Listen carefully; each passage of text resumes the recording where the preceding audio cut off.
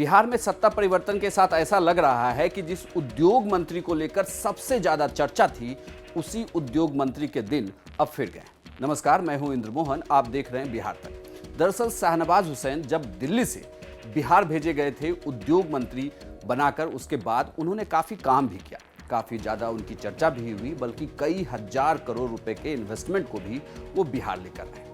अब वहां सरकार बदल गई। शाहनवाज हुसैन ने कहा भी कि एक बार फिर से मुझे लगता है कि जमीन से जुड़कर काम करना होगा और यहाँ से देखना होगा कि क्या बिहार का विकास हो पाता है या नहीं, जिस तरीके से वो सोच रहे थे। लेकिन शाहनवाज के लिए मुश्किलें यहीं खत्म नहीं होती। शाहनवाज हुसैन के लिए अगर आप देखें तो शाहनवाज हुसैन बीजेपी के केंद्रीय चुनाव समिति के भी मेंबर थे, एक महत्वपूर्ण पद उनके पास था। लेकिन अब जो नई लिस्ट जारी हुई है उसमें शाहनवाज हुसैन नहीं है, यानी कि वहां से भी उनका पत्ता कट गया। अब ये सवाल उठने लगा है कि जो नेता दिल्ली में एस्टैब्लिश थे, दिल्ली की राजनीति में शाहनवाज हुसैन का दबदबा था, वहां से वो पहले बिहार गए और बिहार में भी काफ़ी शानदार काम किया, बल्कि उनके काम की काफ़ी तारीफ भी हुई।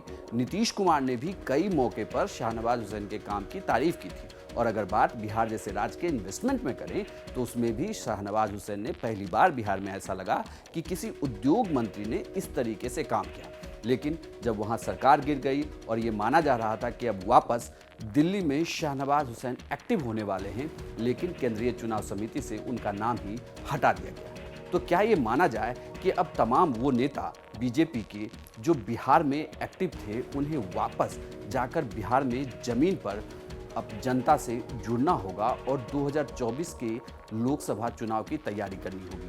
इस लिस्ट को देखकर तो ऐसा ही लगता है कि तमाम नेताओं को ये संदेश दे दिया गया है कि बिहार में मिशन 35 पर उन्हें काम करना होगा। लेकिन शाहनवाज के लिए कहें तो एक तरीके से यह दूसरा बड़ा झटका है, क्योंकि उद्योग मंत्री पहले थे, सरकार बदल गई, अब उद्योग मंत्री भी नहीं रहे और ना ही केंद्रीय चुनाव समिति के सदस्य रहे हैं शाहनवाज हुसैन। आपको यह पूरी जानकारी कैसी लगी हमें कमेंट बॉक्स में लिखकर जरूर बताइएगा और बिहार से जुड़ी तमाम खबरों के लिए देखते रहिए बिहार तक।